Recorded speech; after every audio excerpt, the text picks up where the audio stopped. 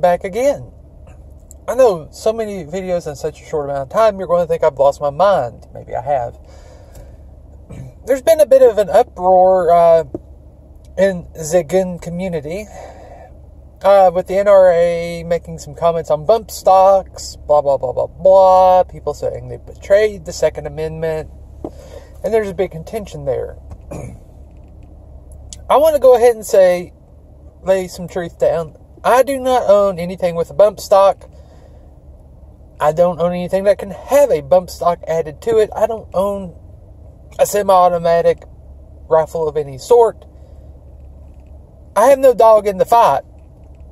Wouldn't want a bump stock because I don't see a point in them because they reduce accuracy greatly. If I were going to go that route, I would want to go full auto if I could actually get it.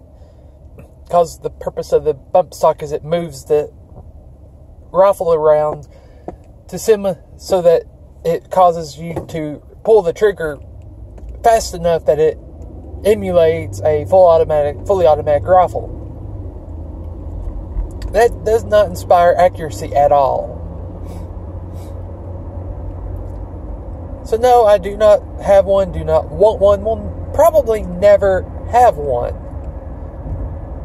I kind of wish they'd get rid of the Hughes Amendment in the NFA, and that way I could just get full automatic.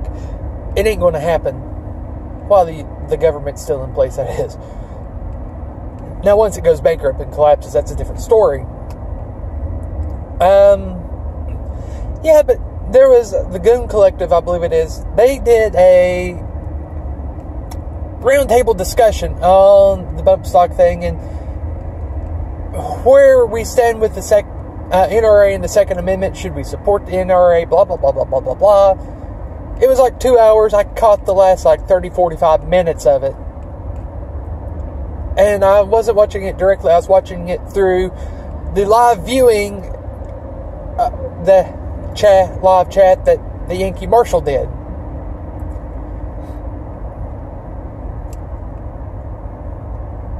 Which had his lovely commentary. Plenty of F-bombs if you go to watch that.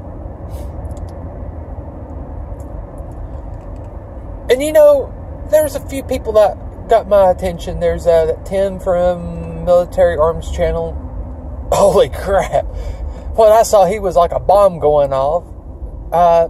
There's a Mr. Guns and whatever. He did pretty good. There's a 1776 United or something like that.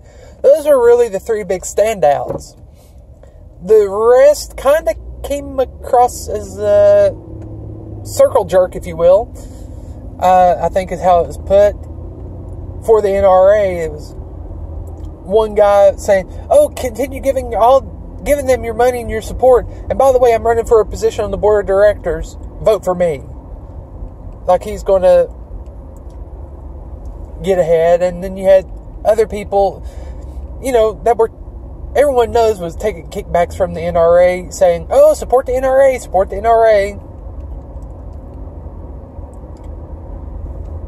Of course, you had Iraq veteran 8888. He was there with his buddy. I don't really watch their channel, so I don't know their names. Sorry, don't. And I kind of figured he would kind of sit on the fence. And from my understanding, the part I missed, he kind of really got up at arms about supporting the Second Amendment. But also from what I saw, he kind of didn't want to call out the NRA that much. He kind of tippy-toed around them. And I don't think that was necessarily what needed to happen. Because I think the NRA has kind of sold us out just, Second Amendment supporters, just a little bit. You can agree to what extent, but I think they have to an extent because, in the name of compromise and picking battles and everything else, I think there's been a lot of people been sold out by them. Now, with that being said, Yankee Marshal picked up on that, and he has absolutely blasted the hell out of him. I mean, he has had a ball picking Iraq veteran apart. And Iraq Veteran put a meme on his Facebook page. I did check it out. I do not follow him on there. Never have. Just a disclaimer, but I figured what the heck. I would go check it out because Yankee Marshal posted a reply to this meme. And what it was, Iraq Veteran posted this lovely story about how he mirrors Tim entirely in his beliefs, and he's not going to support the NRA till they change their ways. And he lives, eats, breathes the Second Amendment and guns. And of course, he had a picture of him. I think his name is Eric, with a vintage shotgun. Oh man, he's just all for it. You know, that's his life. He eats, sleeps, and breathes it. And what caused me to look at that was the Yankee Marshal's response. It had, you know, you have those pictures of people holding up the fake sign with the handwritten note, and you know it's fake because it's Photoshop. And it said, and this is all paraphrase, if you truly believe and live something, you don't have to hold up a sign telling people you believe in it and that you live it. They'll know.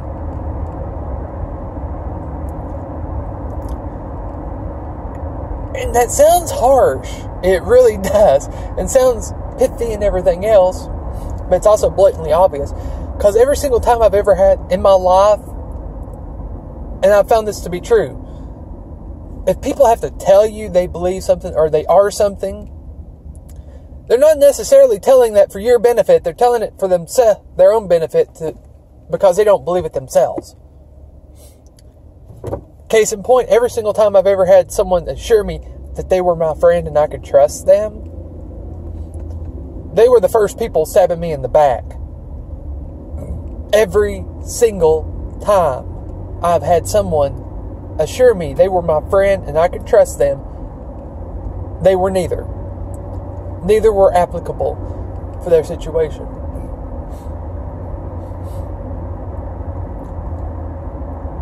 And it's true. If people have to tell you and explain to you who they are, what they believe, they're not living it, because the way they live should be enough for you to know beyond a shadow of a doubt who they are and what they believe. And I know I fall short in that myself. It comes with being human. It cannot be helped. But with that being said,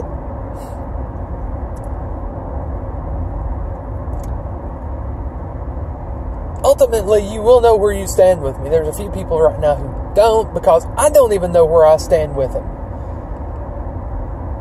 And I'm not going to go there.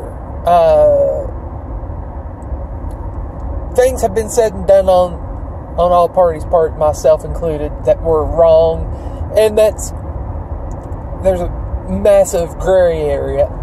I don't know what to say or what to do or anything like that. They don't either. Again, I'm not going to go into details because I don't know. I just don't.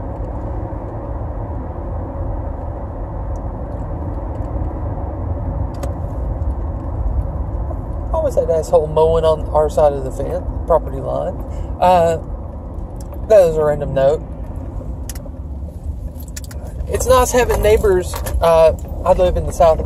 I'm in the driveway. I can wipe my nose. It's nice having neighbors that are Yankees in a subdivision next door, because they act like they own the place. I mean, one person built their house and had the person with the bulldozer push all of the crap out from the construction out in the middle of our field, my family's field. We'll let that sink in. And they argued that they had every right to do so. We've had people dig field lines straight, septic lines straight to empty out in the field, stuff like that, because they honestly think they have every right to do so, and it's not their property. That's a different rant, though. Yeah.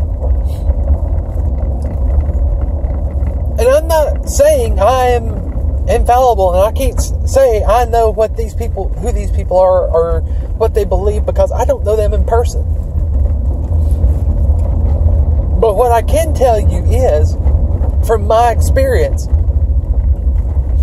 people having to tell you who they are and what they believe are trying to convince themselves that, yes, they in fact are who they say they are, and they're not.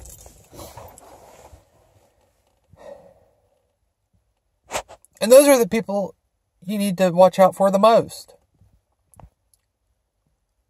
Now, if you'll excuse me, I've made it home. I've had my lunch. It's a little early for that, but I figure I finally need to break down and try to manhandle those rear tires and put on Alice. I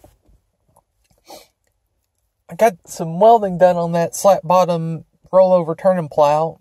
I'm going to, when I get the tires on Alice, I'm going to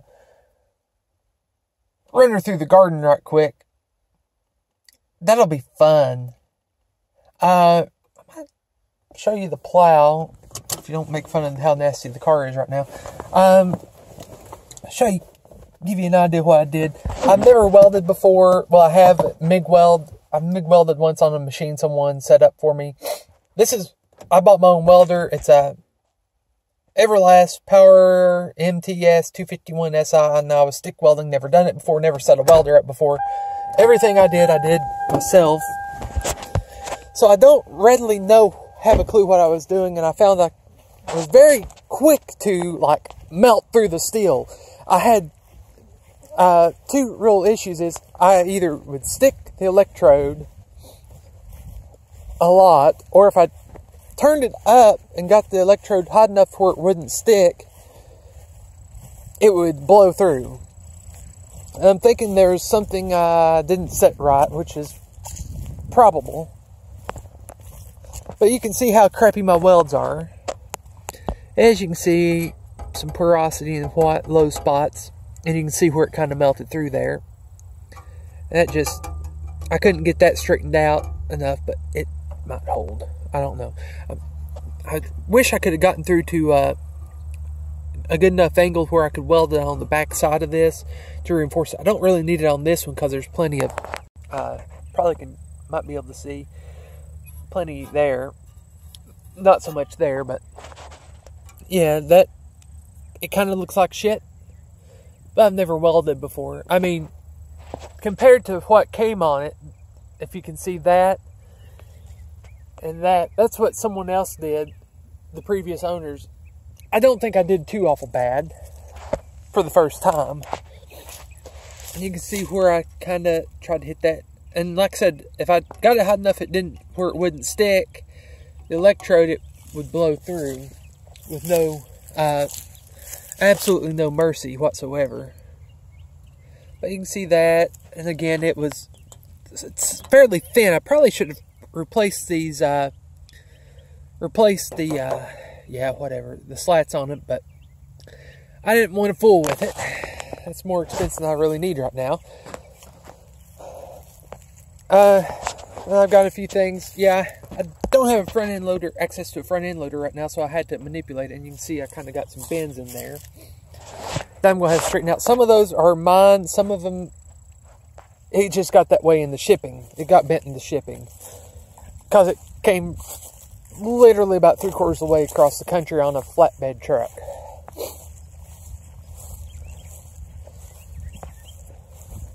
You know, it literally came from Washington State to the southeast. So, I mean, that should tell you all you need to know. Anyway, I'm going to get off here. I got to get changed. I've got to manhandle two, massive tires that are 5 foot tall, filled with water and everything else. Anyway, later.